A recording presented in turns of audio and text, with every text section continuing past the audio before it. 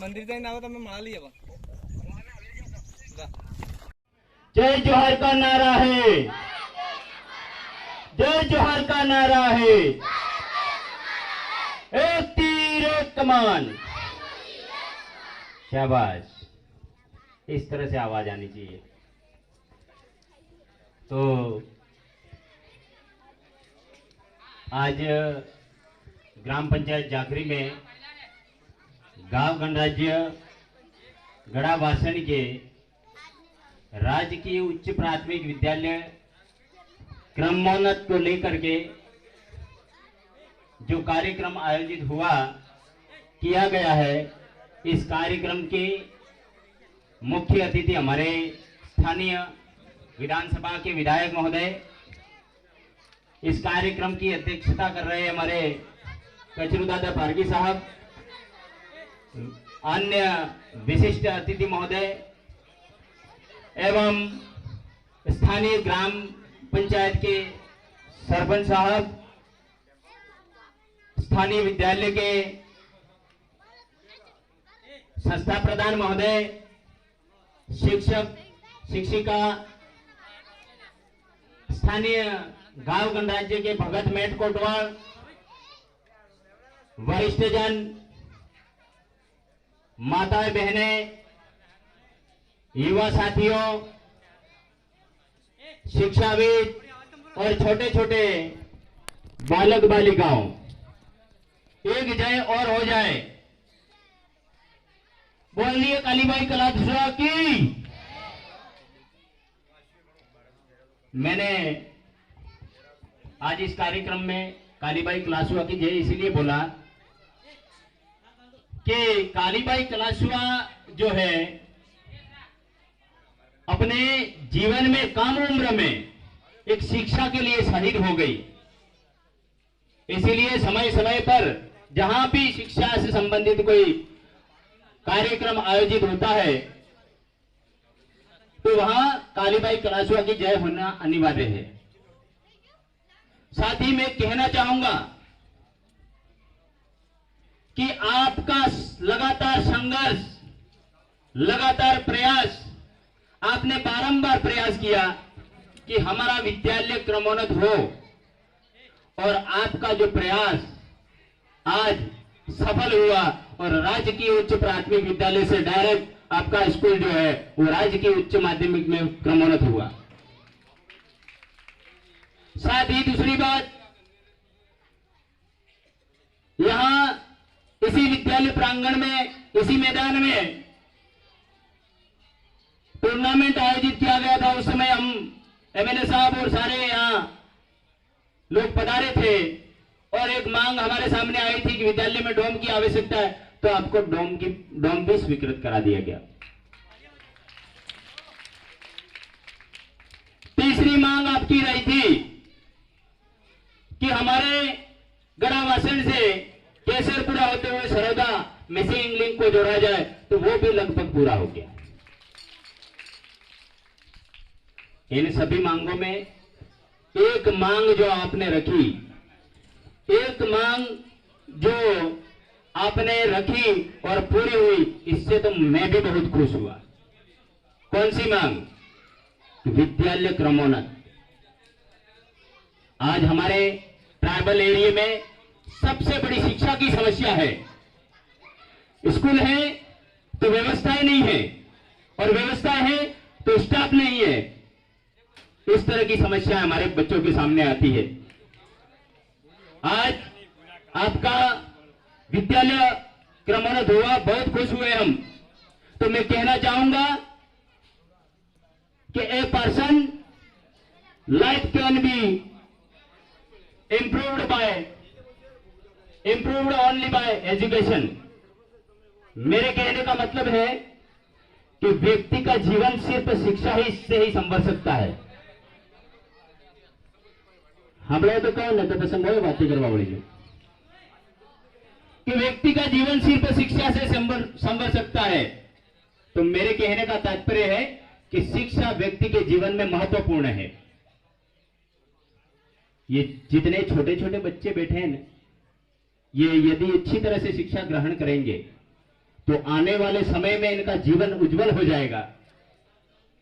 तो मैं सीधे तौर पे मेरा जो बात है उस पे आता हूं। हमारे ग्रामीण इलाकों में, हमारे ट्राइबल इलाकों में विभिन्न प्रकार की कुरीतियां हमारे समाज में घुसी है, हमारे आसपास में घुसी है। उन कुरीतियों पे बोलना चाहूंगा मैं, जिससे हमारे नन्हे बालकों की शिक्षा व्यवस्था ठप होती जा रही है। तो वो बात है अंधविश्वास और पाखंडवाद, सीधी सी बात है। आज उस कारण से हमारे बच्चे जो हैं, इनको पढ़ना चाहिए, ऐसे समय में वो पता नहीं ऐसे ऐसे कार्यक्रमों में जाते हैं जहां कोई औचित्य ही नहीं है। मुझे एक बात बताइए कि शिक्षा इतनी बड़ी चीज है, इतना बड़ा हथियार है कि यदि आदमी चाहे तो जमीन से हवाई जहाज में उड़ सकता है और कोई बोपा बराड़ तीली तंबोर बीजो तीजो ज्योतिष ये व्यवस्था कर सकता है क्या? कर सकता है क्या? तो मेरे कहने का तात्पर्य है कि हमारे बच्चों को अधिक से अधिक पढ़ाना चाहिए। बात यह थी, मैंने देखा विगत कुछ समय पहले कि एक मां के बेटे का स्कूल जाने के लिए पैरों में चप्पल नहीं है, पौगा में संपल नहीं है, पैर बाबा ने स्कूल जाए, किताबें रखने के लिए बैग नहीं है, स्कूल ड्रेस नहीं है, ऐसी हालत हो रखी है। और वो बच्चा सिर्फ नाम मात्र का विद्यार्थी होकर के स्कूल जा रहा है, न कॉपी पेन है, न उसके पास में ड्रेस है, न बस्ता है, न चप्पल है, न कुछ भी नहीं। और हमारी माताएं क्या करती है ऐसे समय में? अभी वो 10 दिनों वाला थोड़े दिन पहले कार्यक्रम गया, उसमें ऐसा ही हुआ कि जिस मां के बेटे का ये व्यवस्था ही नहीं थी, ये चप्पल पहनना ही नहीं थे, ये ड्रेस नहीं था, ये किताबों के लिए बस्ता नहीं था, इस माता ने 10,000 रुपए खर्च करके घर में माता बिठाई। घर में माता बिठा करके 10 दिनों तक इसकी सेवा पूजा करी और ले जा करके 10वें दिन, आप समझ गए होंगे किया कि नहीं किया। मुझे मेरे कहने का मतलब कोई आस्था को रोकने की बात नहीं है, ठेस पहुंचाने की बात नहीं है, पर वास्तविकता इस पे बोलना चाहिए। तो आपने ले जा करके जो चीज तालाब में डुबा दी। अब मेरे कहने का तात्पर्य यह है कि यदि आपने वही पैसा अपने जो बच्चा बिना चप्पलों का स्कूल जा रहा है, वही बच्चा जो बिना ड्रेस का स्कूल जा रहा है, वही बच्चा जो बिना बैग का स्कूल जा रहा है, उसके पीछे 5,000 रुपये आपने खर्च किए होते तो आपने सुरो चकाचक थईने स्कूल जातो, उसको कॉपी पेन की सुविधा मिल जाती, मिलती कि नहीं मिलती। और माना वो व्यवस्था जो माता बिठाने वाली 10 साल या 5 साल तक आप करते हो, मान लो 5 साल तक किया, और वही पैसा आपने एक मां को बिठा रही है और एक मां अपने बच्चे के पीछे पैसा खर्च कर रही है, और पैसा खर्च करने वाली मां लगातार 5 साल अपने बच्चे के पीछे पैसा खर्च करती है, तो आने वाले समय में हो सकता है इस विद्यालय में वही बच्चा 98% अच्छा पढ़ के ला सकता है। और जो मां को बिठा करके ले जाकर के डुबा रही है, वो तो खुद डूबने वाली है। डूबेगी कि नहीं डूबेगी? तो मेरी बात को आप अच्छी तरह से समझ गए होंगे। इसलिए जो भी व्यवस्था, हाँ खटे इस चलो આપણે ને કઈ આટા में नमक खटे એટલો વધારે નાખી દો तो खारत हो जाए। तो जिस चीज की अपने जरूरत होगी, इससे ज्यादा अपन को कोई भी ऐसा काम नहीं करना है जो समाज को गर्त में लेके जाए, हमारे बच्चों को गर्त में लेके जाए। इसलिए आप ठान के बैठो, यहाँ महिलाएं बैठी है इसलिए मैं कहना चाहूंगा, माताएं बहनें बैठी है इसलिए कहना चाहूंगा कि फालतू ना दतंग छोड़ी ना अपने स्वरों में पैसा खर्च करवा चालू कर दियो आज तक। तो आपका भविष्य उज्जवल हो जाएगा। आज जो ये विद्यालय क्रमोन्नत हुआ है, यह आपके गांव की सामूहिक मांग थी और इस मांग में आप सफल हुए। हो सकता है आने वाले समय में इसी विद्यालय से निकला हुआ बच्चा आईएएस और आरएस अधिकारी बन सकता है। ये सबसे बड़ी उपलब्धि होगी आपकी। इसलिए मैं खुश हुआ कि आपने शिक्षा के लिए मांग रखी। मैं कहना चाहूंगा स्टाफ साथियों से भी इस विद्यालय के कि जहां तक हो सके, ये नन्हे मुन्ने बालक है, ये खाली मेमोरी है, इस मेमोरी में आप जो है वास्तविक है, इस देश दुनिया में वास्तविक है, वही बने तो बेहतर रहेगा। मेरे कहने का मतलब है साइंटिफिक शिक्षा। ये दिख रहा है मेरे सामने पेड़ है तो है, आसमान है तो है, चंद्रमा है तो है, सूर्य है तो है, धरती है तो है। ये वास्तविकता बतानी जरूरी है। यदि वास्तविकता नहीं बताई गई तो अपने जो छात्र छात्रा है इनका जीवन अंधविश्वास में होगा, अंधकार में होगा। इसलिए आप सहयोग करिए। आप शिक्षा विभाग से जुड़े हुए हैं, इसलिए अपने पास जो भी पढ़ने वाला छात्र छात्रा है वो आने वाले समय में जाग करके पढ़ गया तो आपका भी नाम रोशन होगा, आईएएस अधिकारी बन जाए या आरएस अधिकारी बन जाए कि मैं इस अध्यापक जी के पास में पढ़ा। इसीलिए मैं कहना चाहूंगा कि आप सभी जो है इस विद्यालय के लिए आगे बढ़कर सहयोग करें। एक बात दूसरा है, हमारे गुरुजी ने बताया था अभी कि हमारे इलाके में सबसे ज्यादा दारू के ठेके खोले हुए, ये बात अभी बताई थी। कोई सरकार इस चीज पे मंथन नहीं कर रहा है, कोई भी, चाहे केंद्र सरकार का हो, राज्य सरकार का हो, कि भाई दारू से लोग मरते हैं, बिगड़ते हैं, ये कोई सोच नहीं रहा। एक मैं उदाहरण बताऊं आपको, सरकार दारू वाले ठेके वाले को लाइसेंस देती है कि नहीं देती? देती है लाइसेंस। अपने इलाके में मतलब जहां जहां भी कमाई हो, टैक्स वसूला जाए, सरकार को पैसा मिले, ऐसी जगह पे दारू का ठेका खुलवाती है। और वही सरकारी लोग कौन? पुलिस विभाग वाले ताक में रहते हैं। क्या ताक में रहते हैं? कि उस इलाके का व्यक्ति उस ठेके पे जाके पिए कब ने हम पकड़े कब। ताक में रहते कि नहीं रहते?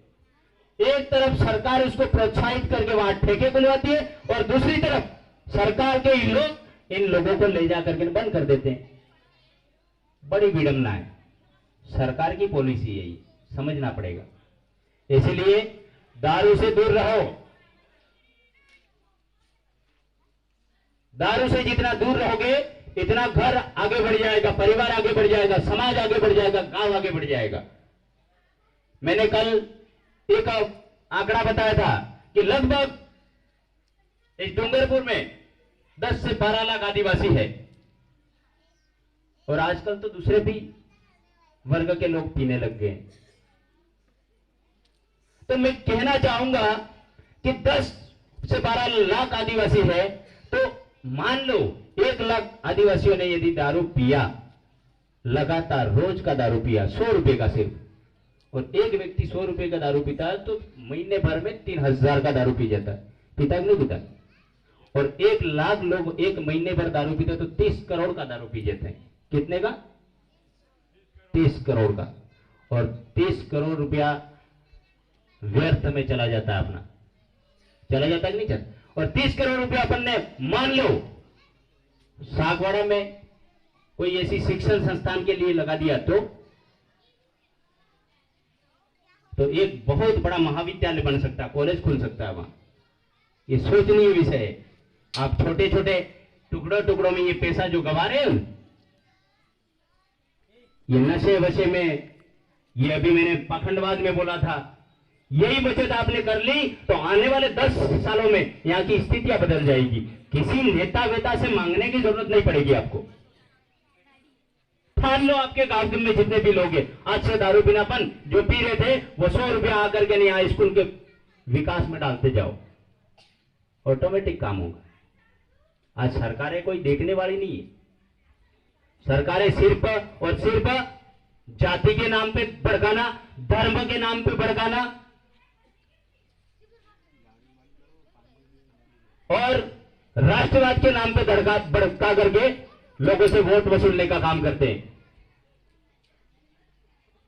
ये इसमें आप कहीं भी देखो, किसी भी सरकार ने आज दिन तक ये सोचा कि भाई देश में बेरोजगारी है, देश में गरीबी है, देश में चिकित्सा व्यवस्था ठप है, ये किसी भी सरकार ने सोचा नहीं सोचा।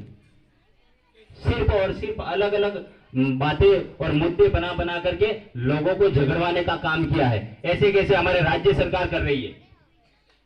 हमारे लोगों को पहले इन्होंने दारू बांट बांट करके वोट ले लिए, इसके बाद में पैसा बांट के वोट ले लिए, फिर फ्री के गेहूं दे करके वोट ले लिए, और केंद्र सरकार ने तो एक 15 लाख की लालच दे करके वोट ले लिए। आए किसी के खाते में है? नहीं आए, आएंगे भी नहीं, वो तो झूठे हैं। तो 15 लाख की लालच, और फिर इनको समझ में आया कि अब ये वोट मिलने वाला नहीं है, तब इन्होंने घर घर गैस चूल्हा पहुंचा कर वोट दे दिए। तो इसका मतलब ये हुआ कि हमारे जे बाजे वन में लाकड़ा लावी सुलान फोड़े नाखती थी होवाड़ी थी, और अब्बार भी समस्या है कि गैस भरवाना पैसा भी नहीं है, लाकड़ा लापा नहीं, ताकत नहीं है।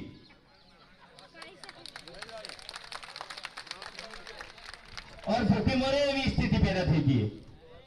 और अनास बेस में माननीय अशोक गहलोत साहब एक बार फिर तो बोल दी दो, हो तो बोल लो कि घर घर मोबाइल पहुंचे।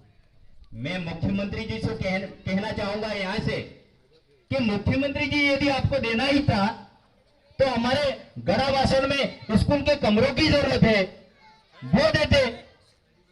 10वीं 12वीं और 12वीं पास करके जो बच्चियां गई है, जो भी महिला 100 दिन का जो इन्होंने रोजगार में काम पूरा किया है, इनको मोबाइल दे करके आप क्या हासिल करना चाह रहे हो? आज हमारे भाई का है ये कंडोला वाले आकर के मांग कर रहे हैं। आज 2 सालों से हमारे बच्चे जो है वो टेंट के नीचे पढ़ाई कर रहे हैं, और ये मीडिया में भी चला था। और आसपास के हमारे विधायक साहब भी है, आसपास के दूसरे बड़े बड़े नेता जो नेतागिरी करते हैं, इनको वो दिख नहीं रहा है क्या? हमारे डूंगरपुर जिले में मोबाइल नहीं चाहिए, यहां शिक्षा व्यवस्था सही करो, ये होना चाहिए। तो कहना चाहेंगे ये सिर्फ और सिर्फ इनका चुनावी जुमला है। अभी तो मोबाइल देंगे, 2 महीनों में ये रिचार्ज खत्म हो जाएगा, और ठेकरो सालवानो नहीं है, न 300 रुपया वसूलवा नहीं। इसलिए सोच लेना, और इस मोबाइल का प्रभाव अपने समाज पे ज्यादा पड़ने वाला है, ये ध्यान कर लेना। और दूसरे जो वर्ग है इन पे भी पड़ने वाला है। पड़ेगा कि नहीं पड़ेगा? जो 12वीं पढ़ती हुई बच्ची यदि मोबाइल रखेगी तो उसके लिए तो व्यवस्था हो जाएगी भाई, कहां जाऊं कहां मिलूं है। और स्कूल पढ़वा गई तो वही पास ही नहीं आवे, गारंटी है, ध्यान कर लीजिए। इसलिए ये सरकार की जो पॉलिसी है इस पर ध्यान करो आप। सिर्फ और सिर्फ वोट बटोरने का काम करते हैं। आने वाले समय में हमारे एरिया में जो भी व्यक्ति शिक्षा और रोजगार पे बात करेगा उसी को हम वोट करेंगे, ये बात होनी चाहिए। यहां के जो आसपास के नेता है ना, वो नेतागिरी करते हैं। आज हमने स्कूल प्रमोट करवाया, क्रमोन्नत हुआ, यहां आने वाले जो ये नन्हे मुन्ने बालक है इनको उच्च शिक्षा प्राप्त होगा। ये ऐसे ऐसे कार्यक्रमों में ये जो भाई हम काम हो रहे हैं माननीय एमएलए साहब से, ऐसे कामों को रोकने की कोशिश किया जा रहा है। आपने देखा होगा वो टामटिया वाला पुल का उद्घाटन। मैं एक बात बोलूं आपको कि इस स्कूल का जो भी काम है माननीय हमारे संस्था प्रधान महोदय के साइन से होगा कि बाहर घूमने वाला या दूसरे स्कूल के अध्यापक से होगा, या ट्रांसफर हो गया उसके वो संस्था प्रदान से होगा? है यहाँ स्थानीय विद्यालय का जो संस्था प्रदान है। तो हमारे सागवाड़ा विधानसभा में तो विधायक रामप्रसाद जी जिंदल साहब है, तो उद्घाटन कौन करेगा? हम ही करेंगे ना। तो वो कौन है रोकने वाले? इसीलिए इनको जो ये अभी 5 सालों में जो धमाका हुआ है वो पसंद नहीं आ रहा है। इनको पता चल गया है तो हम तो महिसागर जाने वाले हैं। तो सिर्फ बात यही है कि हमें अधिक से अधिक हमारे समाज में शिक्षा पर बल देना चाहिए। घर घर बच्चा पढ़ना चाहिए। पढ़ने का मतलब नौकरी लगना ही नहीं है। अगर हमारा बच्चा पढ़ जाएगा तो संस्कारी बनेगा, मेहनती बनेगा, समझदार बनेगा और सही गलत की पहचान करेगा। मजदूर बन गया तो मजबूर भी बन जाएगा वो। इसलिए हर घर से एक बच्चा उच्च शिक्षा प्राप्त करना चाहिए। और जिस दिन ये ऐसा होगा, घर घर हमारी शिक्षा पहुंच जाएगी, उस दिन यहां की व्यवस्थाएं बदल जाएगी। किसी के सामने मांगने की जरूरत नहीं पड़ेगी, देने वाले खुद देने आएंगे। ये होने वाला है। इसलिए कई सारी बातें हैं, समय अपने पास कम है। मैं पुनः आप सभी को धन्यवाद करता हूं कि मेरी बात को सुना और मेरी बात को मैंने जो भी बात बताई है आप अपने दिल तक उतारेंगे, मन तक उतारेंगे और सोचेंगे, समझेंगे और इसको लागू भी करेंगे। ये बात होनी चाहिए। मैं पुनः विद्यालय प्रशासन एवं समस्त ग्रामीण महानुभावों को धन्यवाद करता हूं कि आपने इतना शानदार तरीके का कार्यक्रम आयोजित किया आज। इसी तरह से आगे आकर के अपने जो गांव का विकास है उसकी भूमिका निभाए। तो आप सभी को धन्यवाद। जय जोहार, जय आदिवासी, जय भील प्रदेश, जय भारत, जय संविधान।